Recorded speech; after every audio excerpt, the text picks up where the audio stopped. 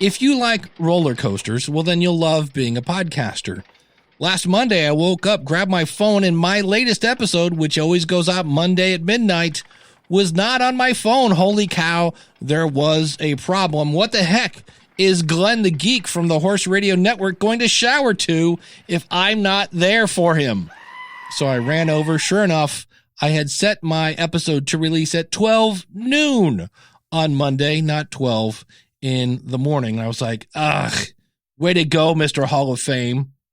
While I was on my computer, I checked my email and I got a note and it said, hey, just a short note to say your latest episode, which you can find at schoolofpodcasting.com/776, is, in my opinion, one of the best episodes you've done for sharing information a podcaster can put to use right away. I've listened to hundreds of episodes of your various shows, The School of Podcasting, Ask the Podcast Coach, Building a Better Dave, Weekly Web Tools. I do miss that show, he says. Over several years I've listened to those, and show 776 is among the top 4 or 5 for offering immediate and ongoing value. Thank you for your commitment to the podcasting community. Blessings, Steve Carter. Now, Steve does 2 podcasts. One is called Easy Stress Cures, and the other one is EFT Tapping Junction, and I'll have links to those out at schoolofpodcasting.com/777. So from one pretty low to an incredible high. Please keep your arms and hands inside the ride at all times. Hit it, ladies! The School of Podcasting with Dave Jackson.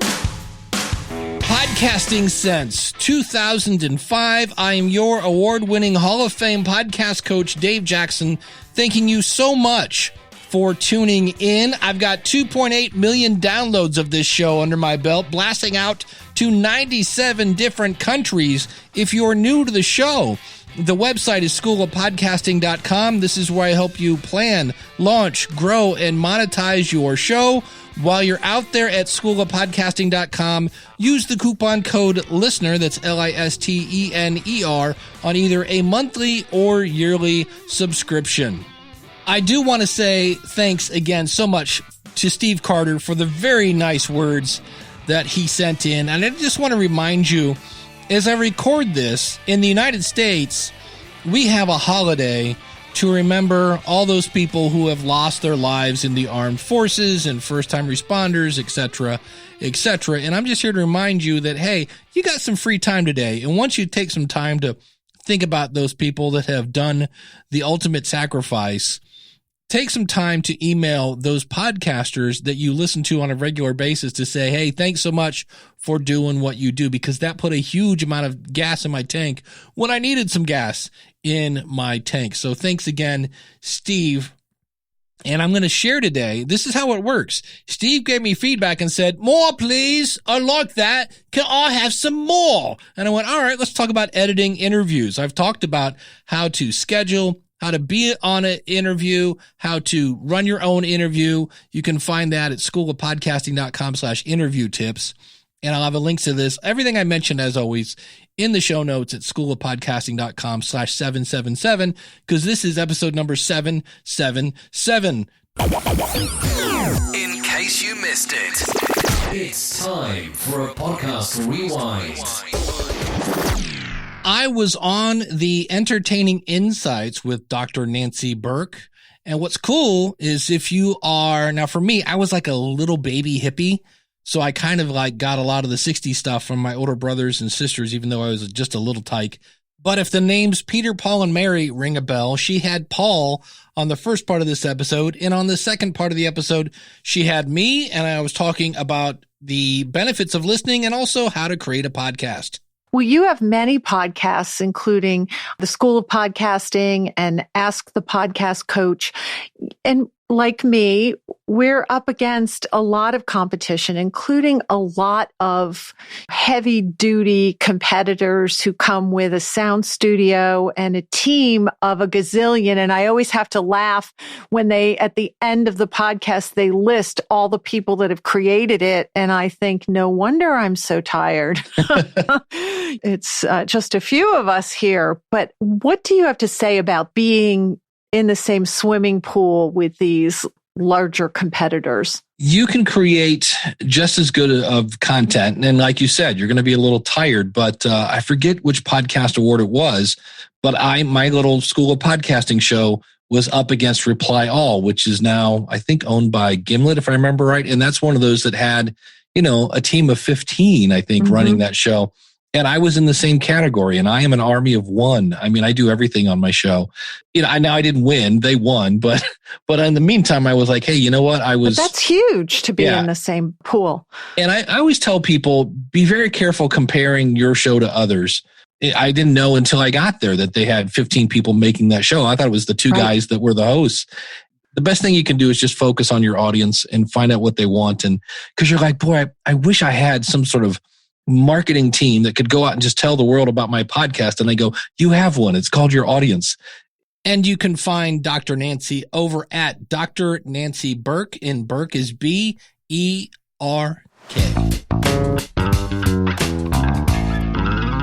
Sometimes things are blatant and they're easy to understand.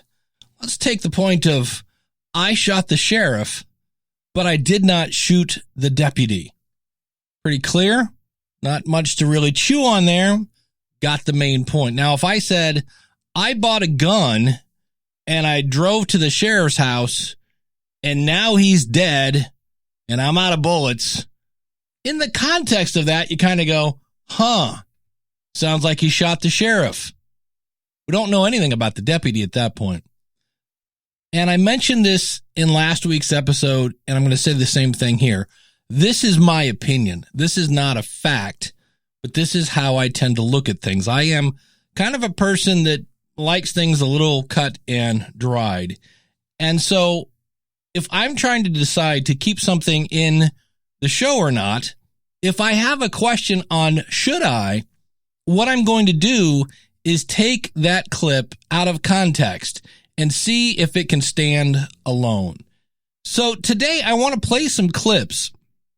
I'm going to be talking about Sean Evans and the TV show Hot Ones in a future episode because this guy does amazing interviews. It's a YouTube show, gets millions of downloads. He's interviewing A-list celebrities, and I want to know kind of what his secret is. But he was interviewed, so that's what I was doing. I wasn't looking at Sean Evans interviewing people. I looked to see where he was the person being interviewed. And I found one where Drew Barrymore. Now, Drew Barrymore is an actress. She's been in the movies and the entertainment business since she was probably 4. Now, her grandfather and her whole family's been in the movie business, but nonetheless, you have to have some talent to stay around this long. And so she got a talk show. I don't know if it's actually on a network at this point, or if it is, it's probably like channel 439 on your cable system. And she's interviewing people and things like that. I did like, she interviewed her ex-husband. I thought that was really cool. Not something you see again on every talk show, but I found where Drew was interviewing Sean Evans. And I don't know if this was because it wasn't her official show, and it's hard to tell, but it was pretty bad. And so I'm going to play a clip from this. And for the record, I don't have permission to play this, but I'm kind of using it as a teaching tool. So again, if I was going to get dragged into the court, I would use fair use, but please remember that fair use is the defense you use when you go to court, and going to court is not cheap. So with that said, in this clip, she starts to tell Sean why she wanted to interview him.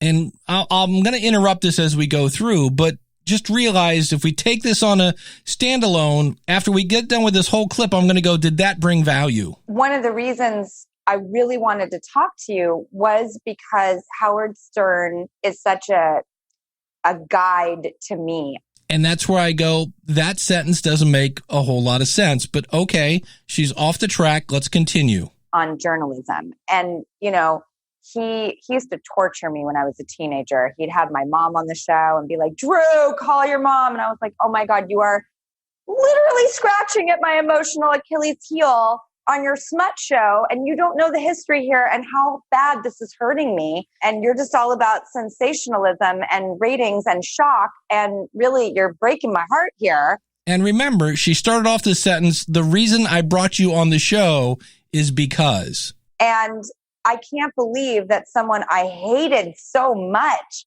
would become my journalistic icon. And that has to do with what? Why you brought Sean on the show? And I think he is the most well-researched. He asks the most personal, interesting questions. And he's actually one of now the safest people to speak to. And that, believe it or not, is the end of her question, to which Sean kind of then jumped in and started talking about Howard Stern. I think that he is like the best sort of nose for what people want to know, what people want to hear. And then another thing that I do is when I do an interview, I will often include what I'm just going to call I agree stories. So somebody said, I remember this one time I did this thing and holy cow, you're not going to believe this. And when they get done with their story, I'm like, oh man, I had something similar. It was so strange. It's an I agree. And in this clip, Drew finally talked to Sean about his research, and now she's going to give her take on research. It kind of allows the guest to fill that space naturally. What's so interesting to me is I so agree with everything you just said. Like I have my, this is just. And so she's holding up her research. But I study it so much that my preference is to never have to reference it. But in my mind, I know the beats and where I want to connect to, but I try to let the conversation dictate where and when I'm going to find those ornaments. The conversation is the Christmas tree and the questions are the ornaments. And I know I'm going to try to place them, but I'm not sure when and where. I just have it all in here. And the only reason I like to fly and not look is because I know I did my homework. And again, that's not really a question. So Sean just kind of jumps back in and starts talking. Yeah, 100%. And then too, I think And so for me, I do like her little visual thing there, that the conversation is a Christmas tree and the questions are the ornaments, and I'm not sure where I'm going to put them. That's the type of thing I would include at the end of the interview when you're reflecting on the great conversation you just had with your guest. In a minute, you're going to hear some tips from Sean about what to do during an interview. But right now, you know what you should do? You should be like Al Leo, because as I'm recording this, I just got the email. Welcome aboard, Al. Al just joined the School of Podcasting.com, which means in the future, Al's not going to spend a bunch of money on equipment that he doesn't need. Al's going to sound professional. Al is going to know exactly what his audience wants. Al is going to have the support of an entire Facebook group that is cheering him on along with me. And he's going to have the ability to ask me personal questions in our live group coaching. And of course, he'll have priority email. And often if you email me a question, I will reply with a video showing you exactly what to do. Join the School of Podcasting. Go out to schoolofpodcasting.com/join. You don't have anything to worry about because you have 30 days to say, Dave, I thought this was for me. It's not. Can I have my money back? 30 days to kick the tires on that and get a money back guarantee. Schoolofpodcasting.com/join. Use the coupon code LISTENER when you sign up to save on either a monthly or yearly subscription. Now, back to Sean and Drew. Now, in this next clip, I have a fair amount here of Sean because he's giving great advice on doing interviews, and I wanted to play that for you. But then listen how her follow-up question is not a question. That's great. But ultimately, like what it comes down to is listening to the other person and kind of going wherever that thing's going to go. Like one of the things that I've realized is like when you're doing interviews, you're not obligated to offer that much. You're not obligated to give those answers and do those things. You know, it's sort of a trust exercise where I kind of have to like get that out of you or like make you feel comfortable enough to do it or like trust me enough to go there or like trust the show enough. I think it's important to have that structure, but also like listen, because if that person feels comfortable, it's like I've used this analogy before, but like a cat will always like let you know where it likes to get pet. like that whole thing about like kind of doing that with the guests and kind of going that direction and having that I love that. I have cats and I know exactly what you're talking about. And if your guest is delivering things in easy to understand fashion, you don't have to repeat everything they say. And it is a dance. It's a nuance. And there's a great saying so Nan taught me this quote, which is, insecurity is loud, confidence is quiet.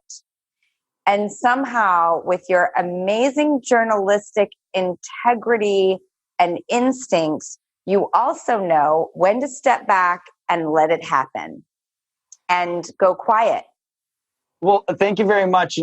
So half her questions are not questions. It's just her saying, hey, in my life, I do this and that and blah, blah, blah. And you know what? I 100% agree with you, yada, yada, yada. And then she just stops. And then Sean has to okay, I guess I talk now.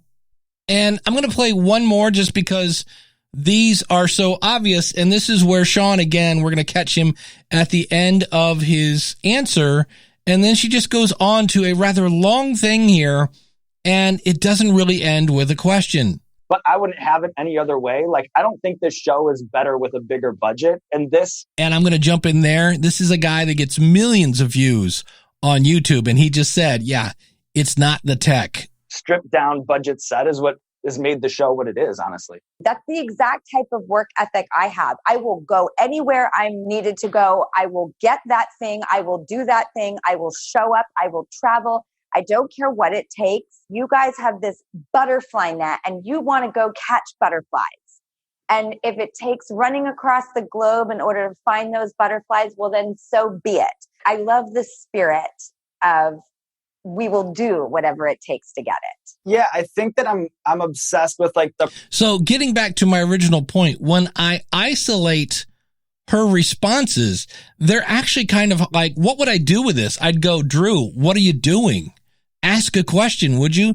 Because it's these long drawn out responses that don't really, they're either they're an echo of what Sean already said, or there's something about, well, this is the way I do this. And I'm like, that's interesting because I could have sworn we were interviewing Sean. This isn't a biography. What's going on here? And so, again, I do this. I will often do hey, I do that also. Here's something very similar. I just cut it out. We're here to learn about the guest. And so the first thing and you've heard me say this before, if you're a regular listener, I listen to the question that I asked them, and then I listen, when did they start to answer the actual question? So let me give you an example, and you will hear a ding when I actually start to answer this question. Dave, you were the director of podcasting for the New Media Expo, and the last time that there was a New Media Expo, it was in Las Vegas. Did you have to deal with unions when you were in Las Vegas? Oh, wow. We are dusting off some cobwebs there. You know what was so amazing about the New Media Expo? That was the first time I'd ever been to the Las Vegas Convention Center. And I remember by 10:30, I think I already had close to 15,000 steps. It was an amazing event. And yeah, I remember the one time that there were supposed to be a panelist of 4 people and there were only 3 chairs. And I went to the head guy that was running and I said, hey, I need another chair for this panel. And he's like, are you sure? And I'm like, yeah, there's 4 people. We got 3 chairs unless you want somebody to sit on somebody's lap. And he's like, all right. And he gets on the phone. He calls somebody and he said, that chair just cost us $300. So I threw a ding in there to let you know this is where the actual answer to that question starts. I did that whole thing about how big the Las Vegas was, yada, yada, dusting off cobwebs. That's not answering the question, did you have to work with unions? And the answer is, yeah, I remember the one time that there were supposed to be a panelist of 4 people. Okay, we get the point. So keep in mind that you might have someone on your show that has an amazing story, and they may be an absolutely horrible storyteller. I myself know what I want to say, but I still kind of write it out, and then I break it down to bullet points so I can just talk to you right now. I don't want to read to you, But if I don't have bullet points, holy cow, lots of editing is going to happen. And on that note, let me throw in this little bit of advice. Somebody asked me this weekend, how do I speed up my editing? And I've done tutorials on that. There's an actual little button you can click in Audacity to have it play back faster. People sound like chipmunks, but it does speed things up. But the easiest way to speed things up is to do a little planning. The less winging it you're doing, the less editing you're going to do, because when you wing it, not everything is gold. And speaking of things that aren't gold, I will often, when I'm interviewing somebody, especially if it's a follow-up question, I will include a bunch of backstory so they can see where the question is coming from, and it takes me a while to get to the question. Here's an example. I was interviewing Charlie Valor, and the reason I want to have you on is I've been listening to it, and you allude to the first, I don't know if it's the very first podcast you did, or you mentioned that there was a podcast, and it's always like, well, that's the one where I wasted X amount of time doing this or that. And I was like, oh, I want to dig into that because, there are two ways to learn things. One is to, either read a book or whatever, but in some cases, just jump in and you try something and you're like, oh, chocolate covered fish sticks, really not a good idea. I like chocolate. I like fish sticks. Thought combining them would be great. Turns out not so much. So holy cow, I'm having fun. I'm cracking chocolate covered fish stick jokes. But if I were to edit that today, this is what it would sound like. Tell us a little bit about some of the lessons that you kind of allude to in your podcast about some of these mistakes that you may have made. And keep in mind, if you have something where you were just awful, you can always go narrative style and say, hey, I talked to Charlie about his first podcast where he seems to feel he made a bunch of mistakes. He spent a lot of money. And then you just throw in Charlie's answer. You make it narrative. And before we leave this, there are two things I want to mention here. Number one, if you are spending 3-4 hours editing your podcast and it's only like 20 minutes, you've gone too far. And again, this is just my opinion. I listen, and you've heard me say it. I'll repeat it one more time. I listen to the question and then I see where did they start answering the question and was the answer any good? Just because they answered the question doesn't mean it's valuable. And the other thing I do is I listen for low-hanging fruit. So what is a low-hanging fruit? For me, it's this one. And those are my crutch words. Right, that's another good one. And if those are low-hanging fruit, now what is low-hanging fruit? That means I don't do this. And it's kind of like the time where I run the words together. It's kind of like, if I got to go in with a scalpel, people do say those words. People do say, I think it was the time. Yeah, I'll leave that one in. But if I say, I think it was the time, I'll go in and cut out the Now, that is just me. That's just my opinion. And you can leave those in there. If someone talks like me, that's going to be a lot of ums for the record. So keep that in mind. This is all opinion. And if the goal, though, is to make you and your guest, if you're doing interviews, sound smarter, why wouldn't you? Holy cow. Keep that in mind. Now, the other thing, because I kind of threw Drew Barrymore under the bus, and I don't really think Drew is listening to this show. But keep in mind, the 5th out of 7 habits is understand before being understood. So when I look at this and go, this was, in my opinion, not a great interview by Drew Barrymore. Well, it's not officially like a clip from her show. It kind of looks like something she did it's The Art of the Interview on YouTube. And she was interviewing somebody who was really good at interviews. And she's an actress. She might have felt like, if I ever have to type an email to Mignon Fogarty, who was Grammar Girl, I get a little nervous. I'm like, wait, is it I before E except wait, what's the comma thing? You get a little nervous because you're sending something that they look at all the time. So you might imagine that maybe if you're interviewing a really good interviewer, I felt that way when I interviewed Jordan Harbinger. Jordan Harbinger is a phenomenal interviewer. And when I interviewed him, the whole time I'm thinking, he's got to be just thinking, oh, what a horrible question. I never would have asked that. So that might have been another thing that was going on with Drew. I don't watch your show because, hey, I don't watch TV a whole lot. And if I do, it's recorded so I can fast forward through the commercials. But that's just a quick glimpse of how I edit my interviews. One last thing, one last insight into this is I always go through once I'm done and I go, yep, those are all the questions I'm going to keep. I go back and I find the weakest question or answer and pull it out. Even though I've already said that would deliver value, I find the weakest one and I pull it out. Now, why do I do that? I don't know.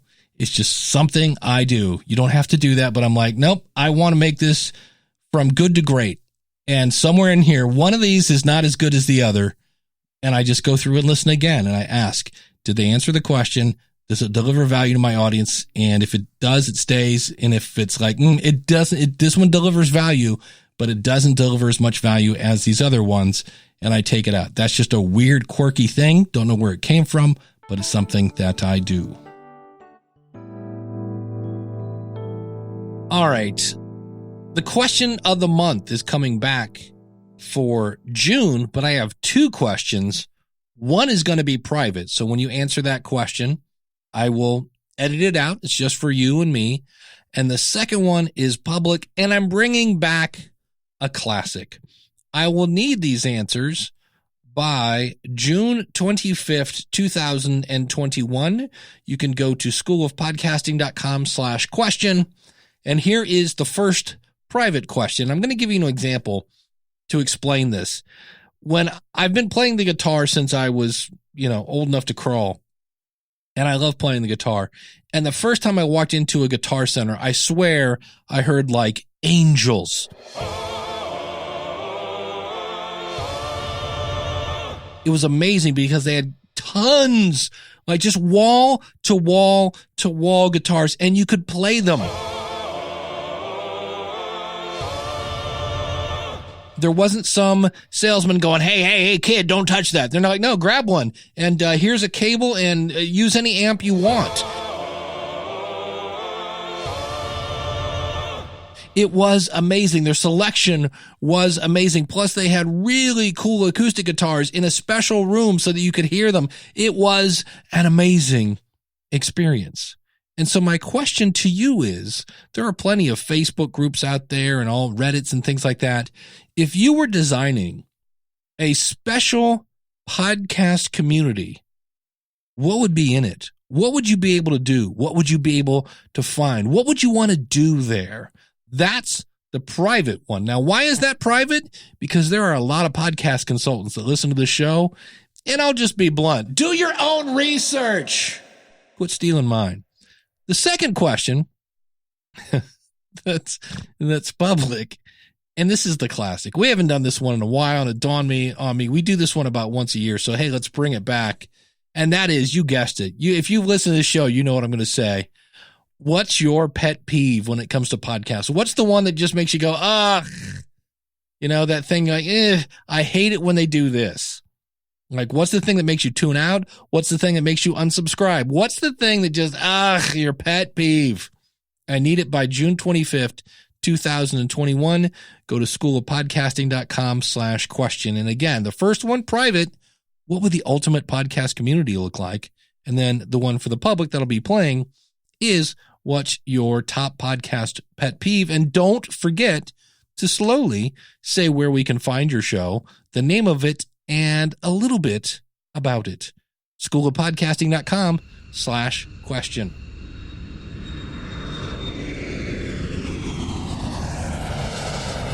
Yeah, I'm back on the road. June 22nd through the 24th, I will be in Grapevine, Texas at the Spark Christian Podcast Conference. And then in August, I will be in Nashville. That's August 3rd through the 6th in Nashville, Tennessee at Podcast Movement. Work in the booth for Libsyn. Links in the show notes at schoolofpodcasting.com/777.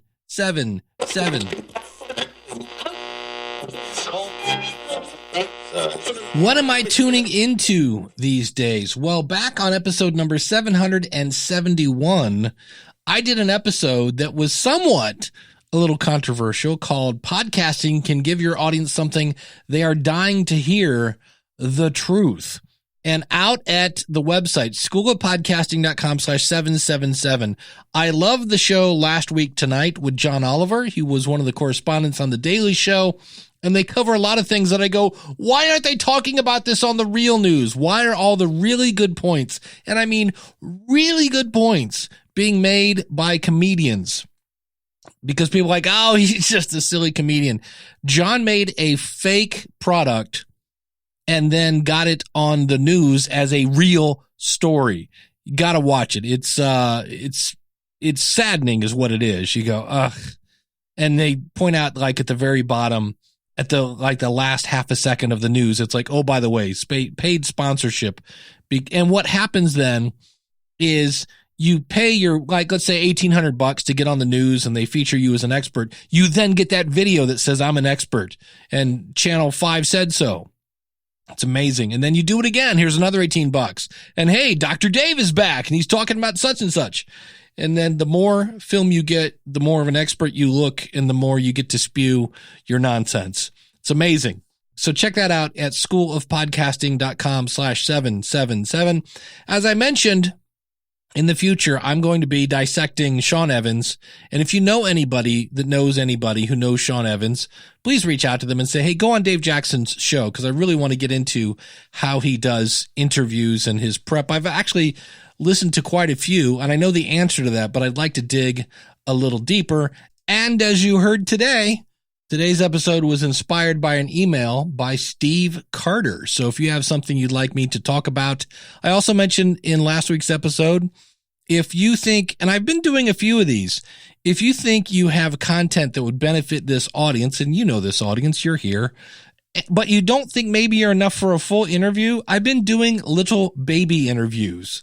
Like, we're going to talk about LLCs, and somebody just kind of came on and answered that question. A couple episodes, I talked to Gordon Firemark. So if you just have one little topic you want to talk about, I'm open for that. If you are a new listener to the show, I like to try to do new things. And it's really easy to contact me. Go to schoolofpodcasting.com/contact. Because I'm older, I prefer email, but everything is there. I don't always check LinkedIn and the 8,000 other places you can contact me. I prefer email. Again, schoolofpodcasting.com/contact.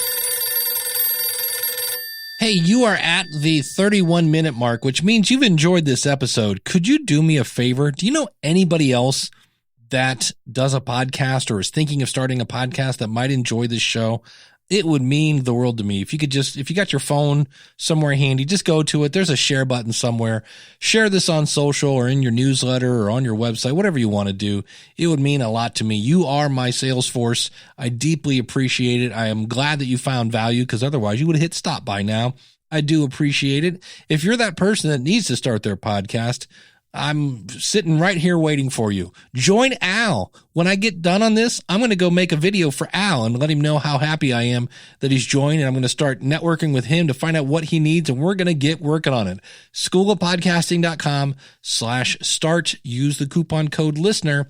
In the future, I'm also going to peel back the curtain on what is it like to be Dave Jackson podcast consultant. Because I mean, you do know that right now I've got about 30 people banging on my front door wanting me to teach them how to podcast.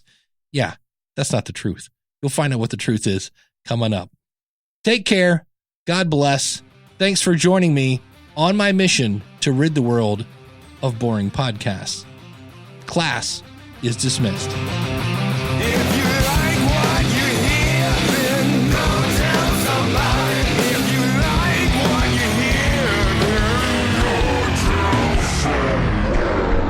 was inspired by Scott over at, did I say Scott? Steve